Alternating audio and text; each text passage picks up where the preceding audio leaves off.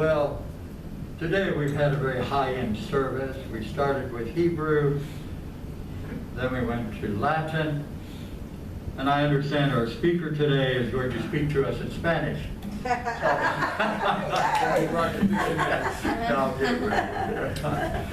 let me tell you about Manny. I affectionately call him Manny. He's Dr. Manuel Verela, and he believes in the integration of all aspects of our being, the physical, the emotional, the mental, the spiritual, and of course, the moral. In his healing approach, Manny has learned that significant change comes from within to then become reflected in our outer reality.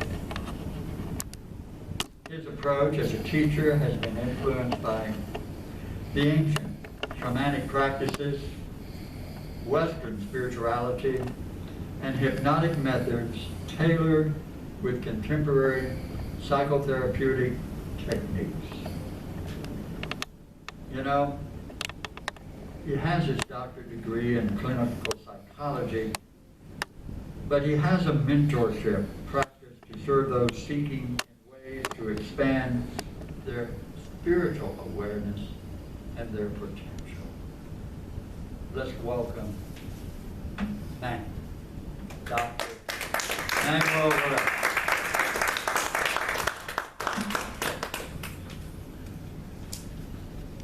Good morning, everybody.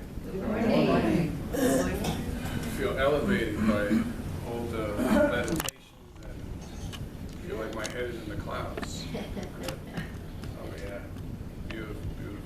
I almost feel like I need to get grounded again. Like I'm walking in clouds. Well, you can get dizzy and fall over. It takes a while. It's good, it's good, it's good. It's very good.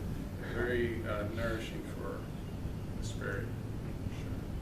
Sure. So today, I thought we'd talk a little bit about some of the practices that I've been, some of the things I've been doing I'd like to share with you.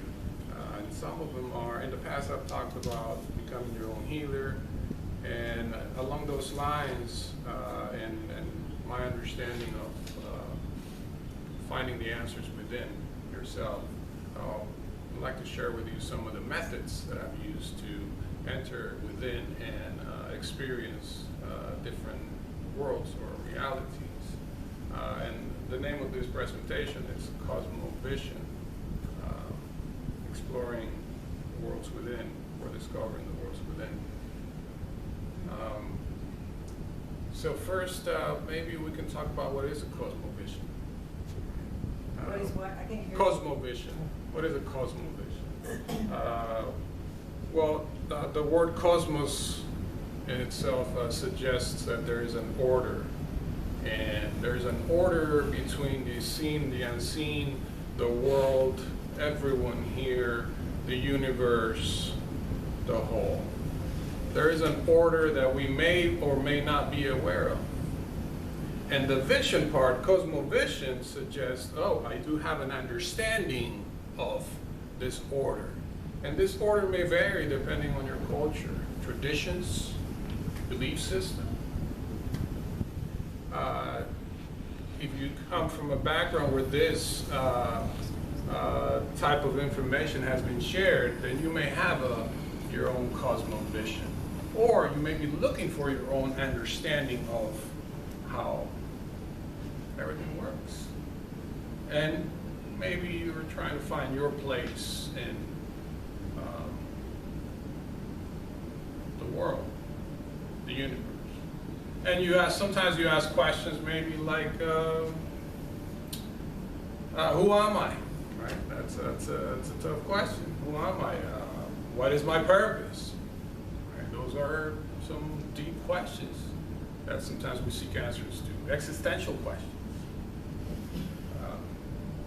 So I'm going to share with you the how I do this, but first I'd like to spend some time on the what. A lot of times we jump into the how and we get the how-to books and I want to know how to do this, how to do that, but we don't spend much time on the what. For example, if I want to learn how to fish, how do I fish? Well, you need to know what you're going to fish so that you can learn how to fish. Every fish has a different way, you have different ways of attracting different fish. So you need to know the what first. So let's talk a little bit about the what. And what, we've kind of covered what is cosmovision, but let's talk about a little bit about experience. How do we experience the world, let's just say that. And in order to do that, I need to know what is my relationship with self. What is my relationship with others? And what is that relationship with the world at large? Answering those questions is going to be part of our objective today through experience. So I brought a few things here to share with you all as as we are going into this, you can say, shamanic experiences, things that I've learned over time in my studies. Part of my studies have been to travel to different places and experience with different shamans or curanderos, gain different knowledge. That has been part of my quest. So I'd like to share with you some of the things that I brought today.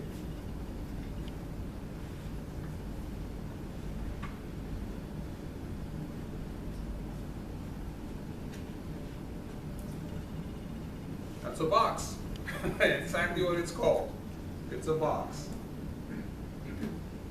And what you do is you sit on it. And you go to sleep. No. You sit on it, and then it has different sounds. So the way I use it is to ground myself. I'm always grateful for the light that comes from above. Especially right now in this moment, the light that's coming for all of us to be in sacred relationship right now. But I'm also mindful and aware that without this ground, there would be no place for Carmel Temple. So I am also grateful and through my daily practice, do my best to honor the ground that I walk on. So I would like to do with you a little grounding meditation. I don't mean to bring you down from the clouds where we are at right now. We're going to go back up there. But life, as you all know, you'll do your meditation and then you go back into the world. And life has a way of bringing you back down really quick. So it's kind of this dance of up and down, up and down, up and down, like waves. So I would like us to share with you how I find my own rhythm and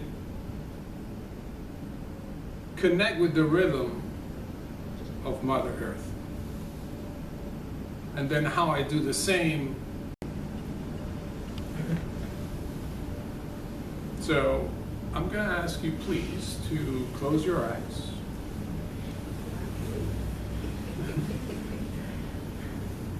And what I'm going to share with you are some practices from the Andes of what it's called Yankai, Yachai, and Munai. Yankai is your center of action, right action. And it's below the navel. At this moment, I would like you to bring your consciousness. If you typically see your consciousness being on your head, bring it down to about 2 fingers below your navel.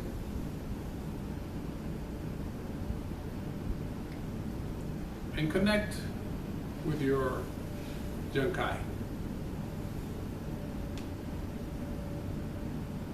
And find its rhythm as it vibrates.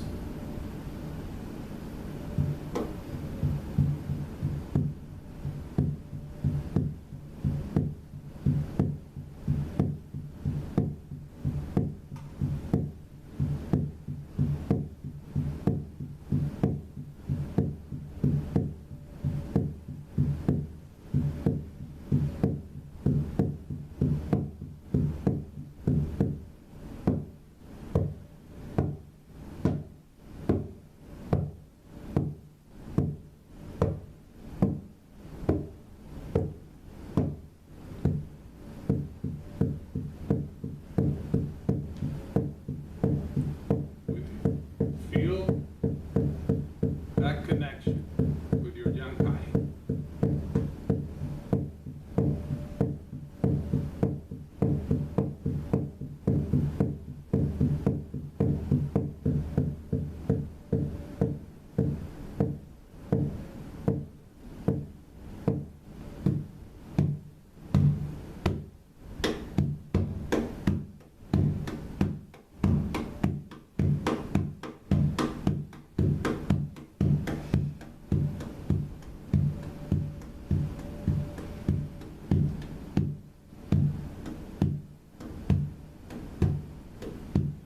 Now bring your awareness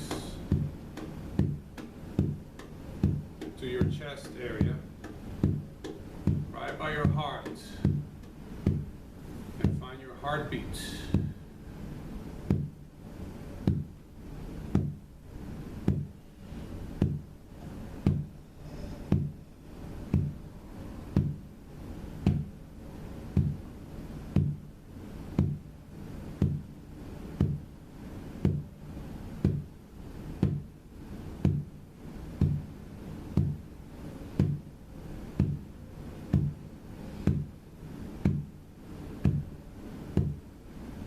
Connect your right action below your navel with your heart.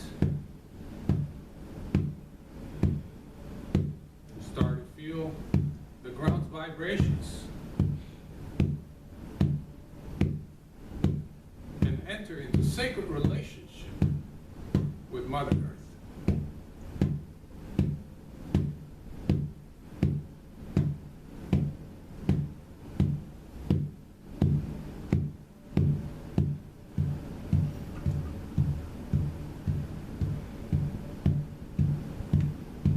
Now bring your awareness to your crown as your Jankai. Open your Jankai.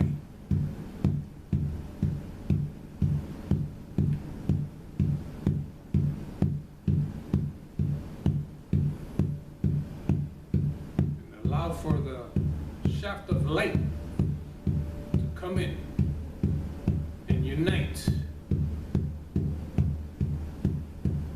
wisdom, compassion, and right action within.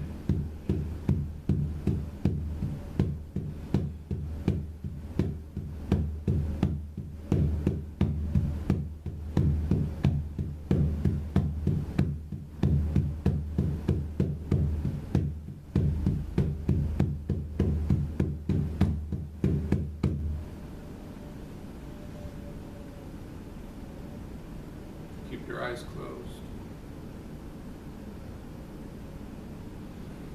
And bring your awareness up to the heavens. And pray with me.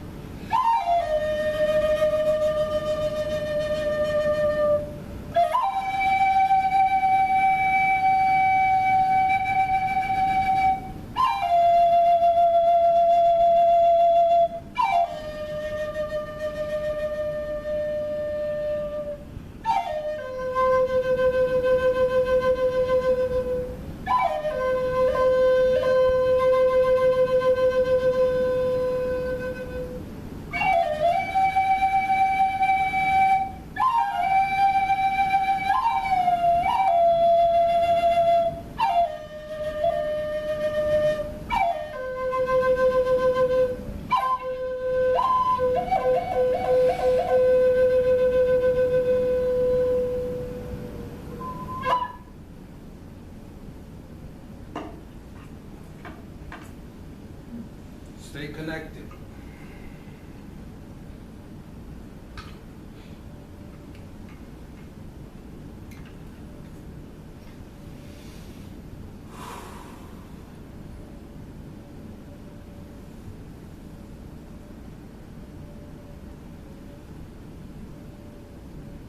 Take a deep breath.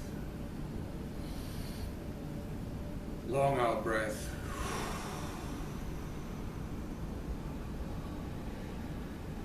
One more time.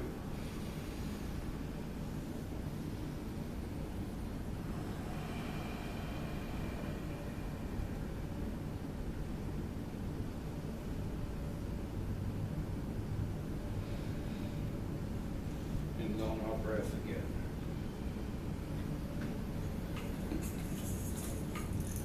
And we're coming back now. We're coming back. Coming back. Coming back.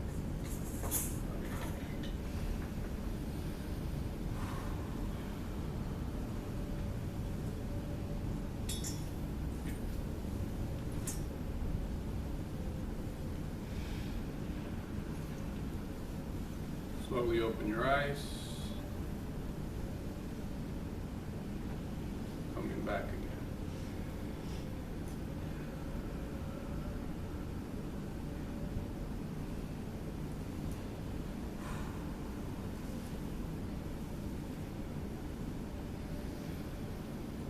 Feeling sensation back, reconnecting back with the space.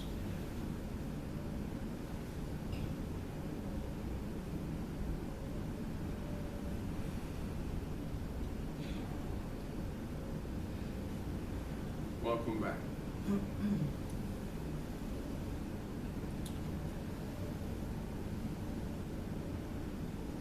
What I've done is a brief meditation to experience 3 different ways of being for the people of the Andes, the Rumacuna, the people.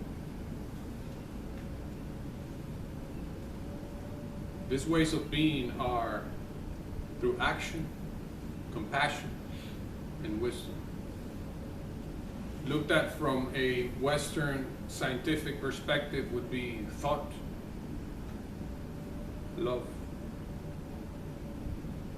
and what we do daily, our daily actions. These ways of being in the world are directly impacted by 3 aspects of ourselves that I would like to share with you. One is, I'll write them on the board because they're very important. One is, and there's this, the simplicity of this, I think it's where its beauty lies. Of course, we know that this is very important, our thought, right? What we think, what we say, and what we do are so important and sometimes so neglected.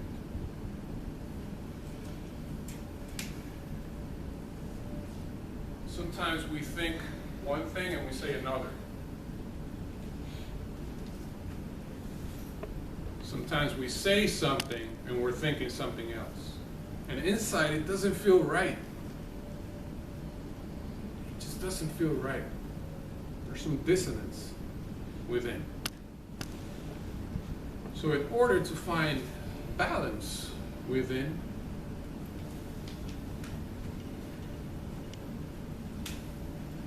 this has to be in alignment. We want to be in alignment with God, the universe, light, love, compassion, kindness, gratitude, all those beautiful things. But if these 3 are not in alignment, that's not happening. Or we may get little bursts, a little glimmer of what compassion is, a little glimmer of what love is, of gratitude. this has to be in alignment. Once these are in alignment, then we can experience harmony with all. So the work that has to be done is not out there. It's inside.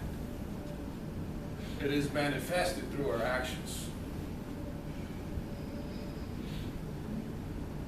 Simple. Easier said than done.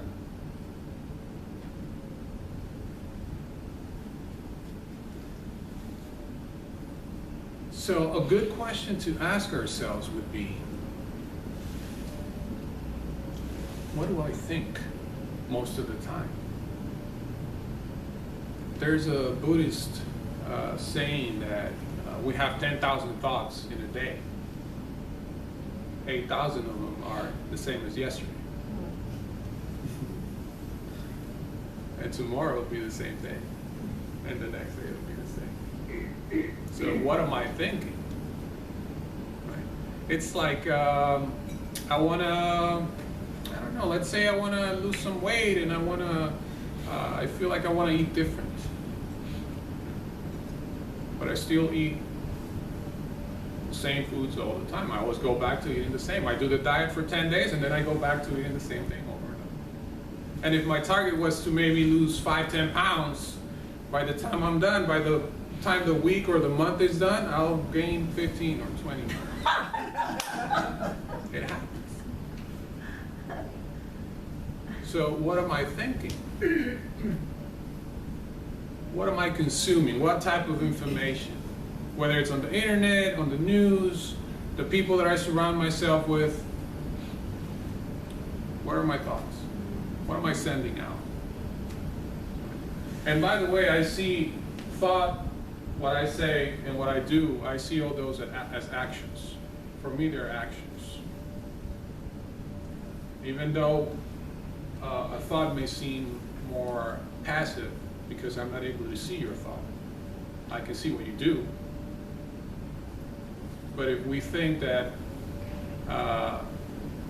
if we come from this school of thought that we can, with our thoughts, we can change things, right? That thoughts have power, then thought is an action. What I say has power too. So, what I say, I think of what I say as a prayer. Because if I'm talking to you, I'm talking to the God in you. I'm talking to God because you're made in the image and likeness of God. So if I'm having a conversation with you, it's like I'm praying. So I have to be careful with what I say. Is it in alignment with what I think and with what I do? Or what I'm doing? I'm saying I want to go on that diet, but then I'm going and I'm not changing my lifestyle. So there's an incongruence there. And that halts any type of growth that I'm looking for. But I'm still looking for the how-to. But I haven't paid attention to the what I'm doing. The what I'm saying, the what I'm thinking. But I want to know how. How do I change this? How do I get rid of anxiety? Well, what is anxiety? What bothers you from the world? What have you done in the past that has worked for you? What have you done that hasn't worked for you? What can you do differently? The what is very important. We tend to go to the how very quickly. Let's spend some time on the what. And that requires us to think a little bit different. So it is important to ask ourselves, I would say, questions to these three parts of us.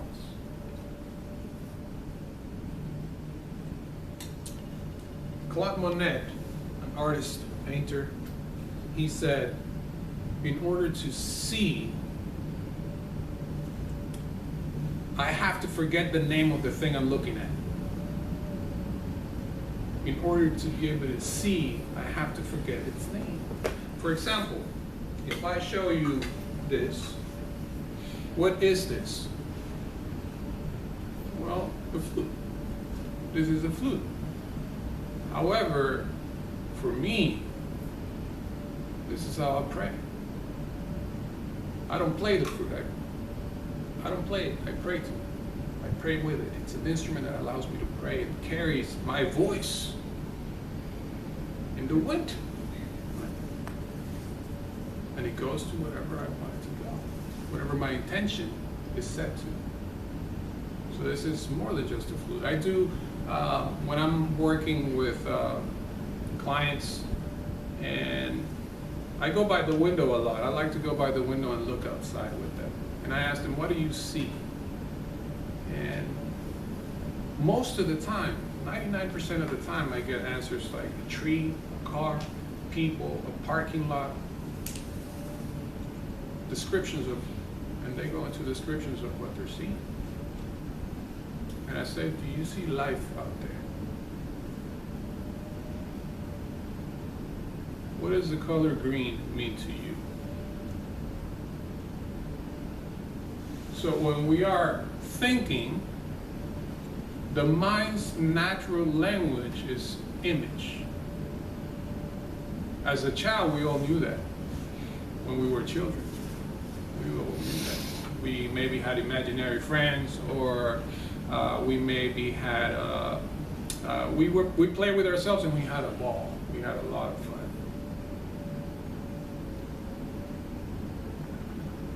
Somehow we have forgotten that, to use our imagination. So if I say to you, think of a dog, you have an image of a dog. If I say the word elephant, you have an image of an elephant. House, you have an image of a house. We can do the same thing with anxiety. Do you have an image of anxiety? Can you come up with an image of what anxiety looks like? Stress. Can you come up with an image of what stress looks like?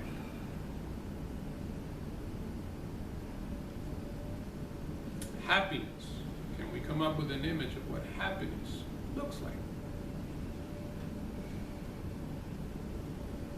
So, an option, an alternative to the way that we think would be to educate our minds in a different way.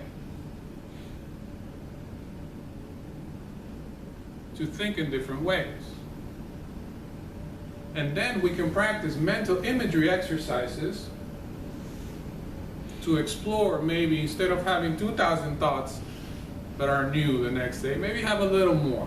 Reduce the 8,000 thoughts that we have repetitive all of the time, the labyrinth.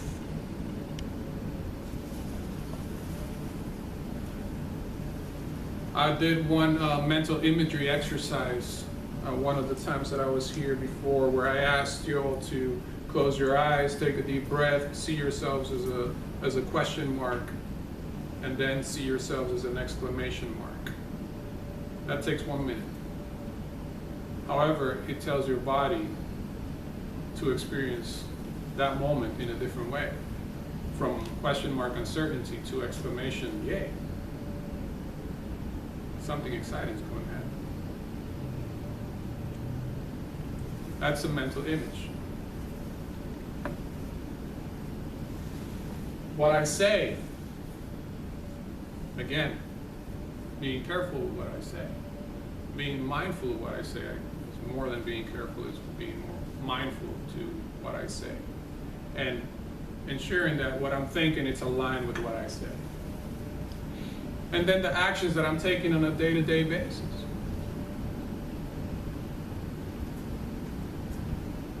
If you don't have a ritual that you perform daily, you're missing out. Having a time to yourself, to dedicate to you. Because without you, there's nothing else. A lot of times we want to help others, but we forget about to take care of ourselves. So having some time to develop certain practices that can help us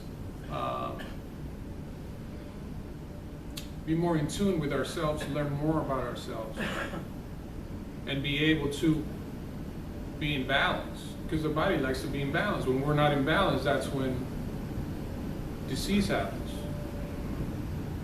That's the body being out of balance. So experiencing the worlds within requires us to master this.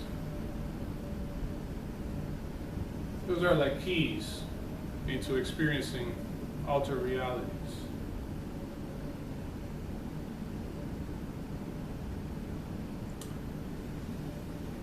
Let's do a meditation too before we close up. Let's plant our feet on the ground. And we're going to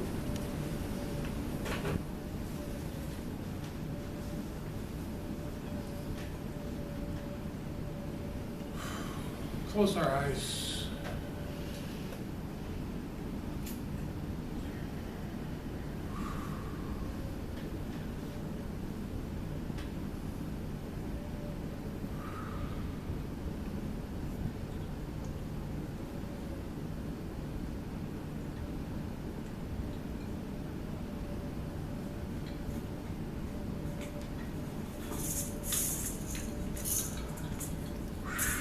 Close your eyes.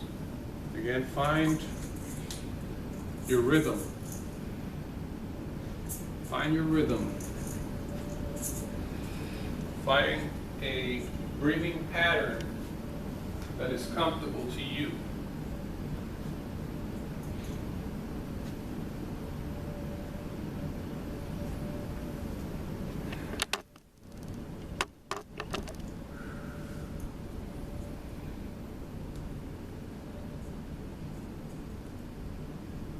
Now place your left hand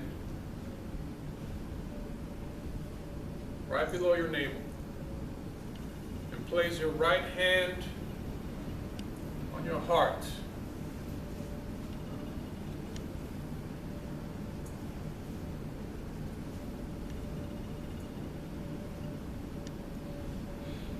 And with your crown open, allow for this alignment to take place as you follow this sound.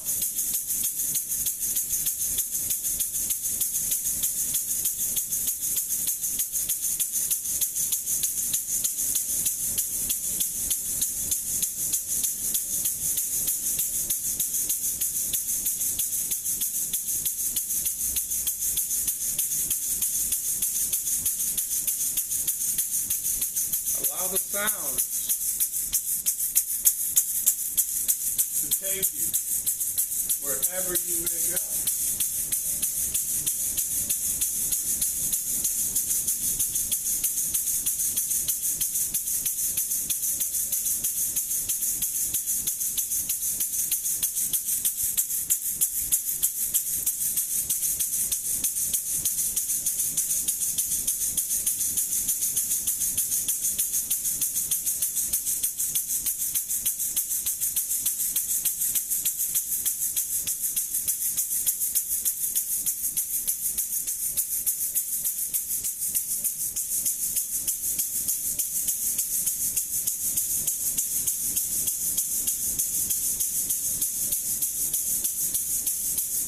There is no right way to do this. There is your way.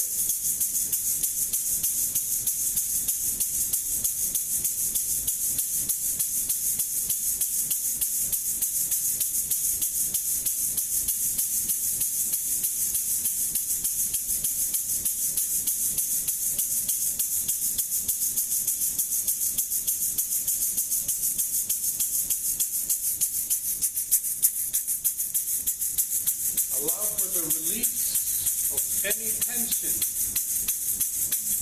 to go down into the ground. Mother Earth welcomes it, and it's going to repurpose any discomfort, stress, anxiety, worry.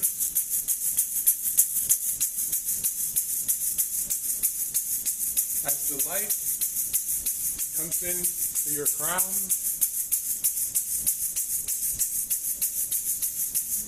goes in your chest and expands your awareness with compassion to all your brothers and sisters, to all your relatives, all your earth relatives, your tree relatives, your stone relatives, your mountain relatives, your lagoon, river relatives.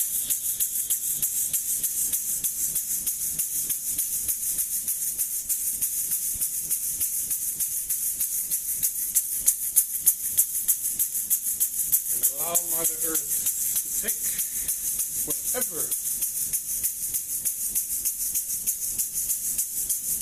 is causing you unbalanced, disharmony.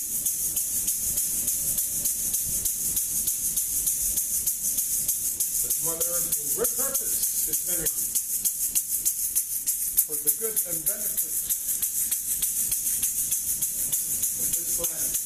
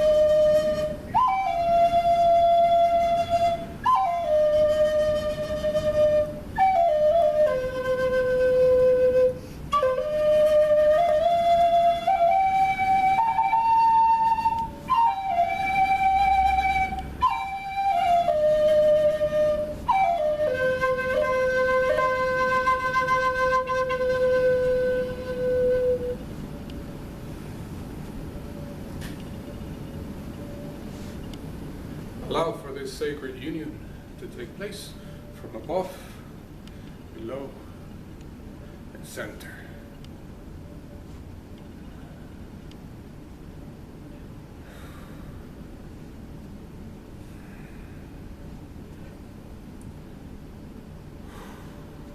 Breathe.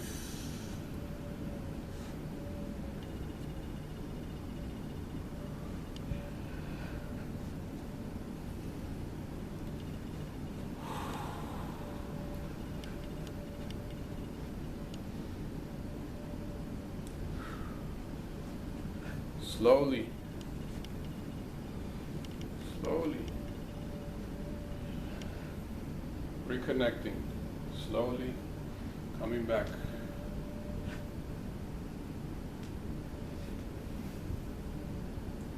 As you begin to experience your body internally and externally. And know when you leave here, that what you say, what you think, and what you do are powerful tools at your disposal.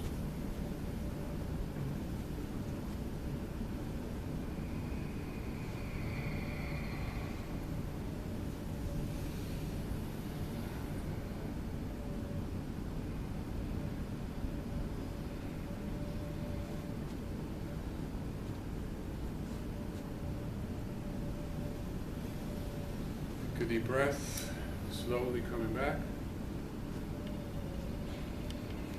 Slowly, take your time.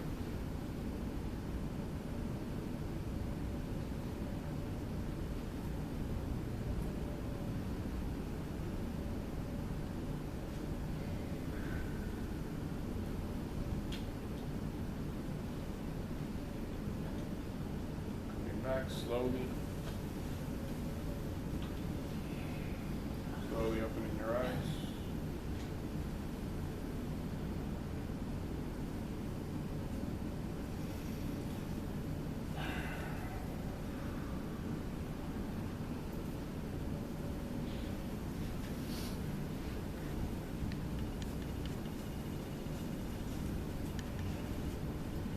Thank you. Thank you all. I appreciate every one of you.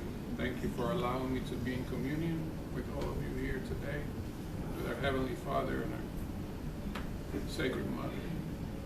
Thank you. May your week, when you have an intentional week where you feel yourselves in alignment and harmony with all. Thank you.